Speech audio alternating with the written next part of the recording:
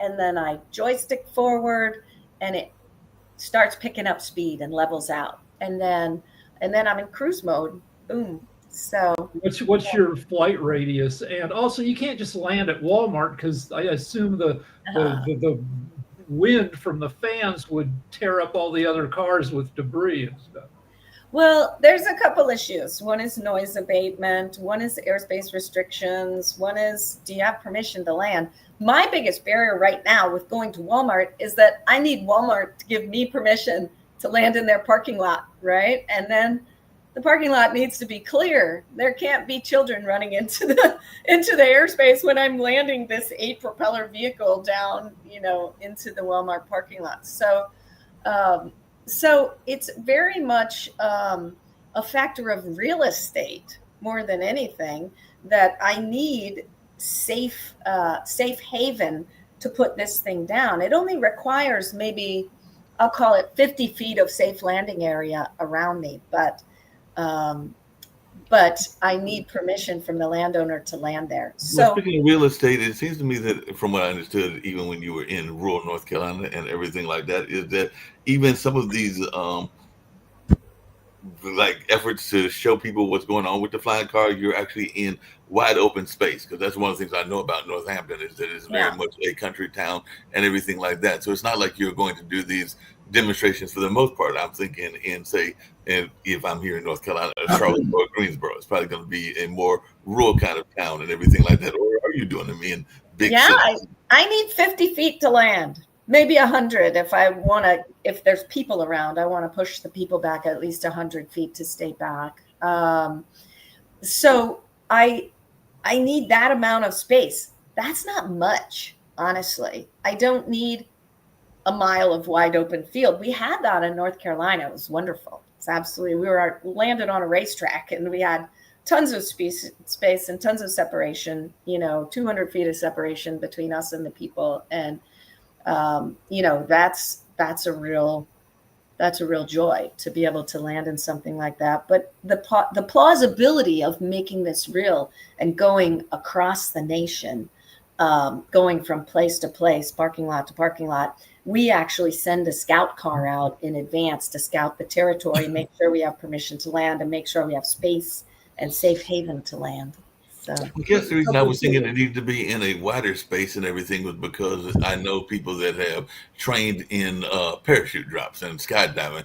I, yeah, for one, have said that I've even had an ex-girlfriend that was trying to get me to skydive, and I was like, I'm perfectly fine with flying in a plane to go from point A to point B. I'm not trying to fall out of a plane. That's just me. Other people like yeah. me. Well, Is we don't want trees. We don't want trees around and wires. Trees and wires are nemesis, right? Because you can It, it, easily fly into them. So, is our hospitals eventually every hospital is going to have one of these so people don't die in traffic in an emergency? Like, I mean, getting absolutely. sick. It seems.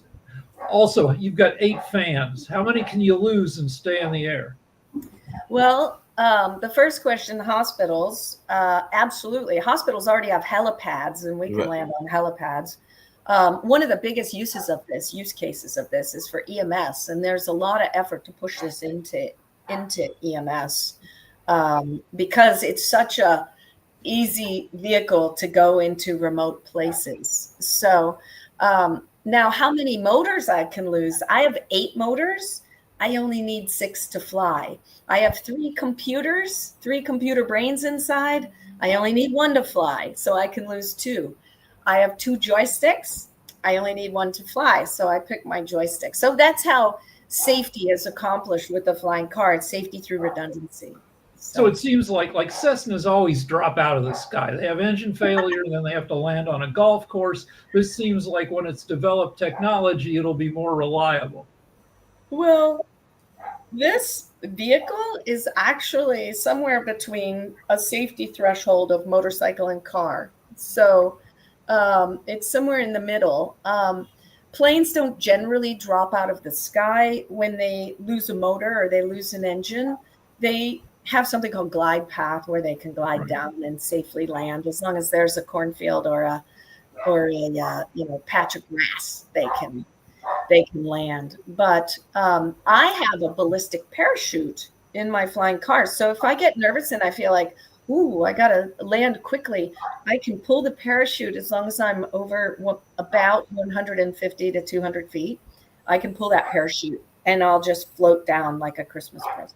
Because Now, how much does it hold on a weigh? second, Rick, because I mentioned earlier about your having those twins and everything like that, adult twins and everything like that. But we have a regular panelist. He's not here today, but he's very much into the video game world and everything like that. So how much is that kind of training good for people that are thinking about getting into this flying car business and everything like that? Because I know Jacoby, when he's here, he's very much an advocate for the video game world and everything like that. So I don't know if you and your kids were into video games when they were younger. I understand that they're adults now, but yeah, absolutely. The video game training is a fantastic training for this, because when I'm using my joystick, I'm just telling it where to go. It's like driving your character on a video game, forwards, backwards, up, down, left, right. Very simple flight controls, and very similar to a helicopter. So if you're doing a helicopter simulation or a stick and rudder, old school, antique plane with a stick and rudder, that sort of motion is how I fly my flying car in this particular model. So yeah, bring it on. Video games are a good trainer for the future. Well, speaking of good training for the future, I know that in the wars that have been going on, whether that's in Israel or in Ukraine, a lot of people have been talking about the efficiency of drones in their attack and everything like that. So what's the difference between a flying car and a drone, or are they in the same family and everything? Well, that's a great question. As soon as you put a human in a drone, it is no longer a drone. So that's the first difference, is that we're talking about humans and manned flight. Human manned flight takes lots of years of testing and safety protocols and all kinds of things. With a drone, you can fly it and crash it and build another drone and fly that one and crash it too. And that's perfectly okay. It's unmanned. So that's the primary difference between a flying car and a drone. It's a completely different mental space. So if I'm going to get into an aircraft, I think about my personal safety. I think about, how do I get home if I land somewhere unexpectedly? I think of, I have all these considerations to take into play. When I fly a drone, I just think, is my battery powerful? That's, up and down. As long as I have enough battery, I can go flying my drone, and that's okay. So there's many more considerations that you need to be situationally aware of. So. Any idea what the price point might be when these become commercially available? Sure. They are commercially available. It's this particular flying car, the Pivotal Blackfly, is $190,000. It has a 25-mile range. So I can go 25 miles, 25 minutes. Goes about 60 miles an hour, a little bit more, but that is controlled by a governor. In other words, there's a thing in the computer that makes it go less fast. This vehicle actually probably sit really nicely around 90 or 100 miles an hour, but because there's a regulation, a government regulation, we pull back the power in order to fly slower. So. Well, coming back to the price point, do you think that it will drop? Because I do know that there was a time that a lot of vehicles were more expensive than they are now. Shucks, planes used to be more expensive than they are now and everything. So at what point do you think that we will see the price become more affordable, say, for somebody that's in the middle class? Maybe not somebody that's in the poverty class, but definitely somebody that's in the middle class. It has to get more wide scale. Okay, so there are 5 flying cars delivered by Pivotal. There are now 2 flying cars that were delivered by another company called Jetsons. So there's 7 in America right now. There's a few more that were delivered to the military, right? The price point of technology, as it becomes more commonplace and as those numbers grow, 2026 will be a new manufacturing run, new deliveries, all of that. We'll see more and more flying cars take to the airwaves. You'll have things like insurance. So right now it's virtually impossible to get aircraft insurance on a flying car because there's only 7 in America and there's no actuarial tables to assess the risk. So So no one will insure us except for these exceptional insurance companies, which do unusual use cases. So that's the only way to get insurance right now. But as soon as there's 1,000 flying cars or 2,000 flying cars, the insurance infrastructure will mature. The regulations will mature. The price point of technology will come down. I think about my first laptop. My first laptop was $3,500 and it weighed about 10 pounds. It was a bit like a brick, right?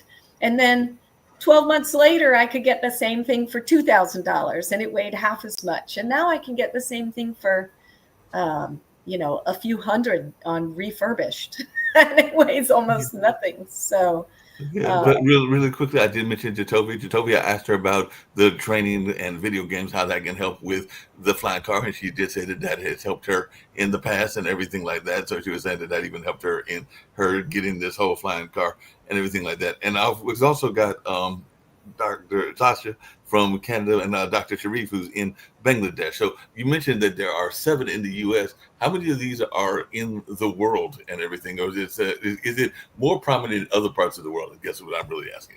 Oh, that's a great question. It's interesting. The flying cars cannot be adopted in certain markets because of what we call FAA regulations. So in America, FAA regulations are such that a flying car must require no pilot's license, single seater, 62 miles an hour, right? These are the regulations that have to be met in order for every man to be able to apply to become a flying car pilot. Well, if you go to China, those regulations are much looser. So you go to China and you'll see there's a company called XPeng that has their own version of the flying car. And they have a much higher penetration in the hundreds, maybe even more by now, because the regulations allow for 2-seaters for the same thing. And so just that simple notion, the ability to fly has allowed them, the looser regulations has allowed their market and their technology to mature into the market much more rapidly than we have. What's going to happen is backwards. That's going to put pressure on the US to change the regulations or to loosen the regulations to make this happen. So things like autopilot, when that becomes possible in the air, then you'll see the regulations loosening up. So in Italy, to fly the Jetson 1, the Jetson 1 is another flying car that's delivered the 2 units to the US right now. Well, they have to have a helicopter license in Italy in order to fly their flying car in Italy. So they have tighter regulations, but they come to America and now they can sell to the common man. And so it just depends on what country you're sitting in and where their regulations are, how quickly or how rapidly the adoption can take place. Now I've got an abstract question. I did see your hand, Rick, and everything, but I do have an abstract question. I was reading earlier today, and fortunately, pilot is not on this list, but the Department of Education is naming certain jobs that they're considering to be professional and everything like that. And ironically, nurses were not one of them, architects were not one of them, physical therapists were not one of them. I do think pilots were still listed as professional and everything like that. So I just wanted your take on that, because I did see that list and everything, and I was just curious as to whether this is considered a professional field, because I know even sometimes Nick has teased, because he's very much in the joint indicated conversation about education and how certain jobs aren't as practical as others. Like, I don't know that he feels that archaeology is all that practical, but I'm thinking, what is your thoughts about the practicality of being a pilot and everything like that? Being a pilot will always be a professional thing, because a commercial pilot flies people around. You need a license to do that. My vehicle, my flying car, is a single seater. So I'm only flying myself around. I'm only flying in uncontrolled airspace, which is 95% of America, but it's remote airspace. I'm not flying downtown Dallas, right? I'm not flying downtown New York City, because that airspace is restricted. And so, if I, as a flying car pilot, if I didn't have a pilot's license, I don't want someone without a pilot's license flying into a place where there's heavy population, where they can put someone at risk. So we have to consider the safety factors when we consider the profession. the profession is a direct result of the safety of the industry. So if you want to fly into Dallas or you want to fly into these heavily populated areas, until that technology matures to get me there safely without touching anything, well, it needs to be the bastion of the schooled pilot. So will the flight, when this thing becomes more widely available, will the flight computers make them kind of idiot and jerk proof? Like when you think about the price point, people who can afford $190K, some of those people are idiots. And will the computers like be able to stop them from buzzing through Dallas and then peeking into windows and doing ridiculous stuff? Well, sure, but think about when you get behind the wheel of your car, you can drive it into a tree if you want to. Yeah. You can drive it off the road. You can create a risk for other people if you need to. There's the same level of responsibility with flight. You have to be able to have a certain level of responsibility, a certain level of respect, a certain level of safety, and you have to be aware of these things. So that's the training program that the manufacturer puts you through. And that's the protocols that you need to follow when you fly a flying car. So I guess the point that Rick is trying to get to and everything along those lines, I'm sorry, Heather, and everything is, if you think about space travel and everything like that, there is a number of people that are well off, quite well off, that they can afford to go in those planes and everything like that. I mean, it's very easy for Elon Musk to fly his spacecraft. Now, he hasn't had that much success because quite a few of them have also blown up and everything like that. So I'm just wondering not so take easy on that, because that seems to be one of the issues that I think Rick was kind of alluded to, is that sometimes people that are quite wealthy may not always have the best common sense. Yeah, sure. And in that case, they're going to wind up being passengers, and they aren't going to be certified by the manufacturer. I mean, if you have the manufacturers more than anyone don't want any incidents to happen by people who are not responsible or respectful for the technology. So yeah, I mean, those people do exist, and eventually there will be autopilot. But in the early days, we have a responsibility to keep the car on the road. We have a responsibility to keep the flying car out of the trees and out of the wires, and that responsibility is on the driver. And so, you know, in the early days, it is less regulation and less automation, and also more cost. And as time goes by, like all technology, that cost will fall. Those automated elements will become idiot-proof, will become easy, will become manageable for every man, and it will then expand to fit the box, right? Once every man can do it, once autopilot exists in the air, then you'll see, once those costs are down, you will see a major expansion in flying cars. Now, this is the first one. This is the very first flying car in the nation that we have our hands on. Well, there's only 5, maybe 7, right? So we're breaking the ground. It's the Wild West. We're inventing the rules as we go, you know, following the guidelines that we have. But speaking of the rules as you go and everything like that, just really quickly, I'm a big fan, and some people on this network know that, of nature. I follow the Merlin app and all along those lines to see what birds are out there and everything like that. So how much are you having to pay attention to the rest of nature when you're out there flying? Because I mean, one of the other things that we've heard about in airplanes, regular airplanes, is they don't always pay attention as much as they should to the rest of the wildlife out there. And there have been incidences where birds have caused wrecks, or there have been things like that. So I just wondered, how much do you have to get trained in understanding that you're not alone in the air? Yeah, we're not alone.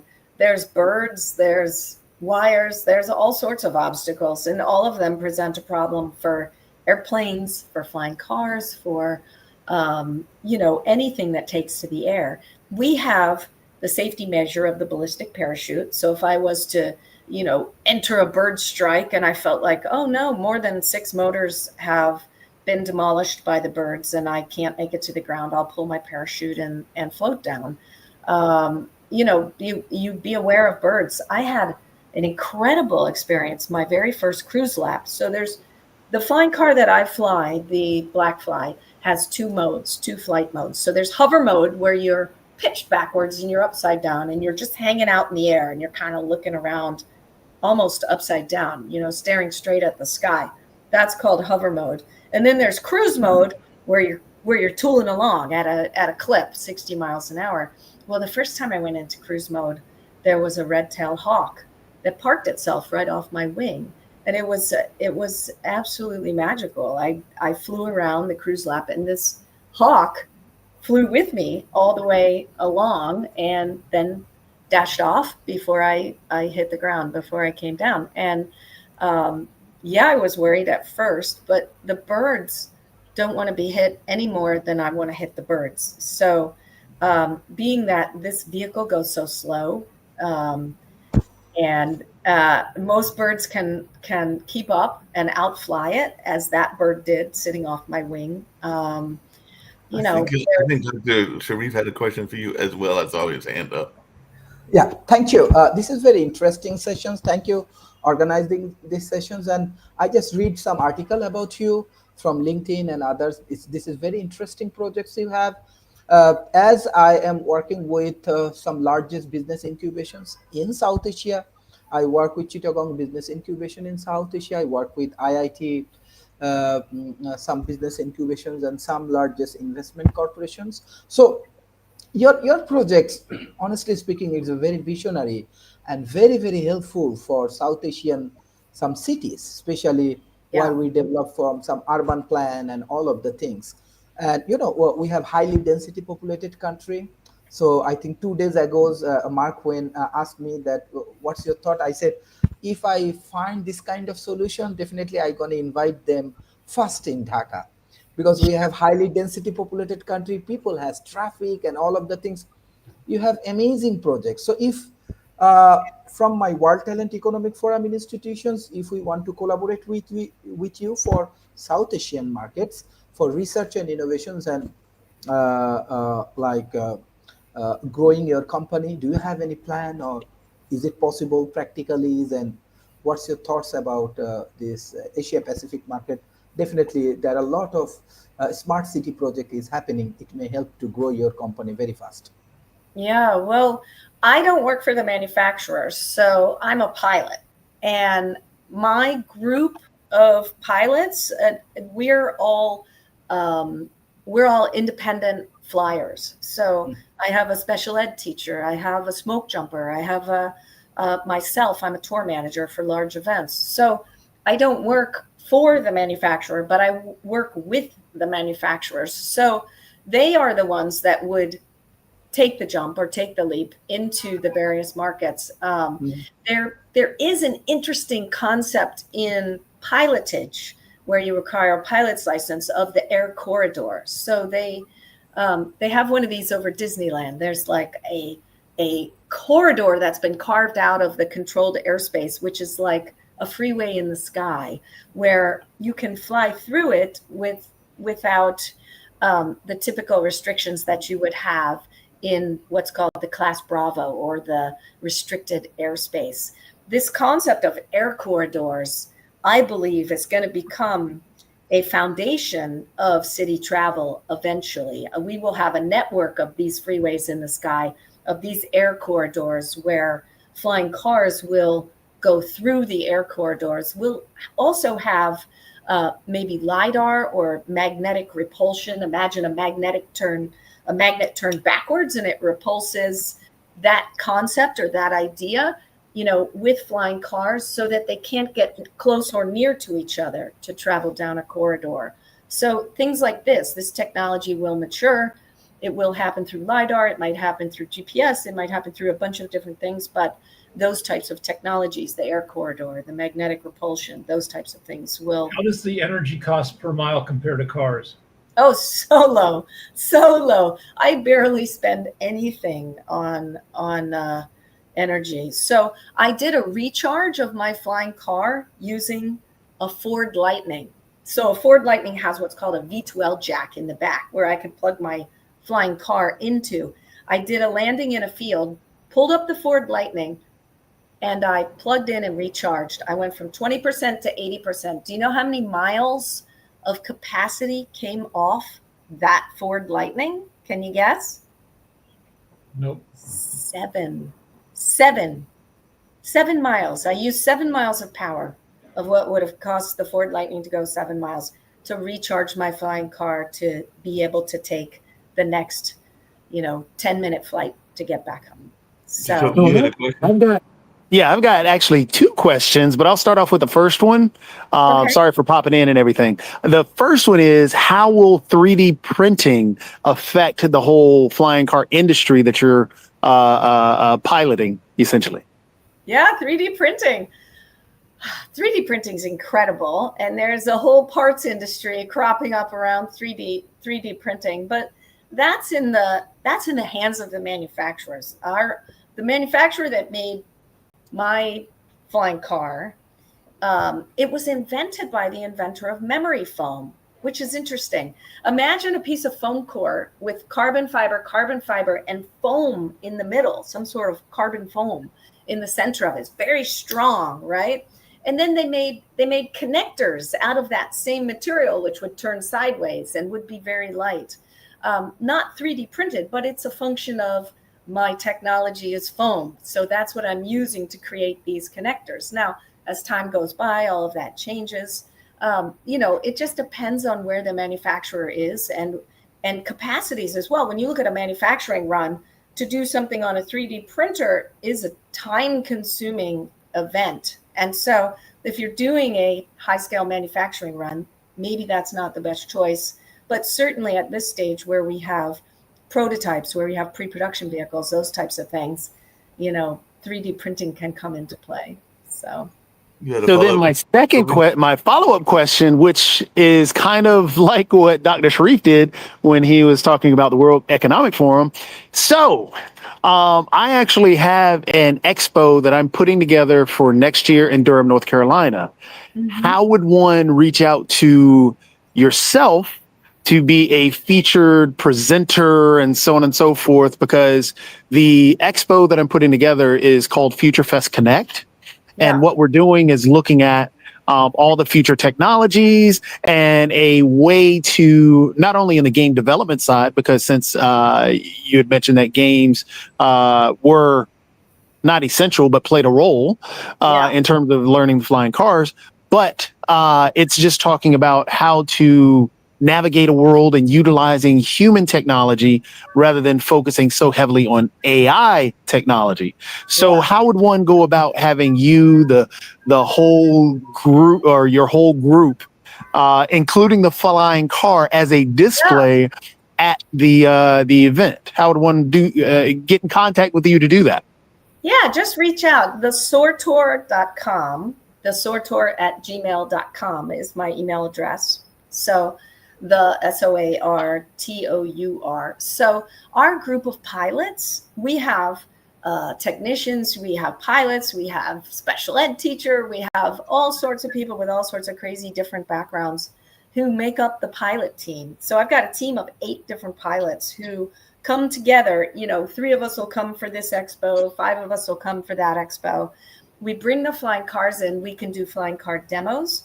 We need to have landowner permission. So that's your first battle, is to get us permission to fly and get us a place where they say, sure, you can fly. Okay, safety.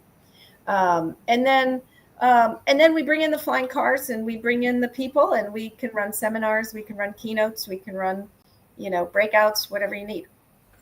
Sounds good and everything like that. So I appreciate that. I was going to actually ask something. That'd be perfect. Because this is going to be huge for Durham, North Carolina. Because that's the goal, is to display and have showcase what we can, especially on the flying cars. Because I think everybody would be just astounded at the technology around it. And honestly, your descriptions and talk today, it'd be perfect. It's a perfect fit. I'll tell you what, everyone who comes and sits in that cockpit has an epiphany moment, and it is fantastic to watch. We just did the Electrify Expo in Dallas, and we probably had 1,000 people sit in that seat. I don't know how many people over the course of the days of the expo. It was nonstop, morning to night, people sitting in that seat. And every person who sat in that seat had this, oh my gosh, this is now. This is real. They walk up and they say, is this the future? And I say, yeah, but it's also the now. It's here. It's now. It's happening. We're flying. There are 1,000 flights on this vehicle alone that's sitting right here. So there is this incredible epiphany that happens when people sit in the cockpit, grab that joystick, and realize they can go forwards, backwards, up, down, left, right.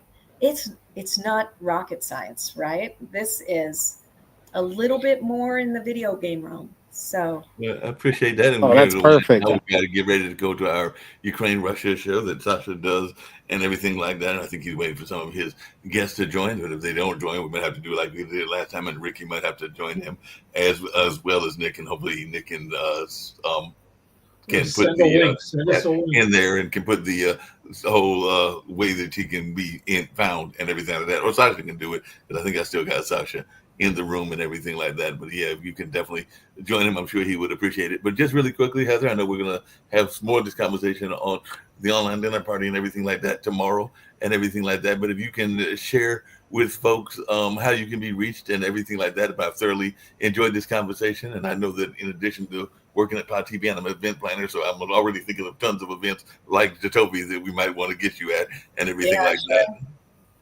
Yeah, we're doing a tour across country. These pilots are the first people to have a flying car in the nation, and they're all under the SOAR Tour. So if you want the SOAR Tour to come to your event, go to thesoartour.com and contact me, thesoartour@gmail.com, and I will see about making that happen. So yeah, we're looking for events to go to. We're looking for sponsors. We're looking for anything we can find to make this possible, to arrive in another city and make people realize that this is the now. Every city we go to, we're on the news everywhere. So it's the Jetsons. We're here. It's happening.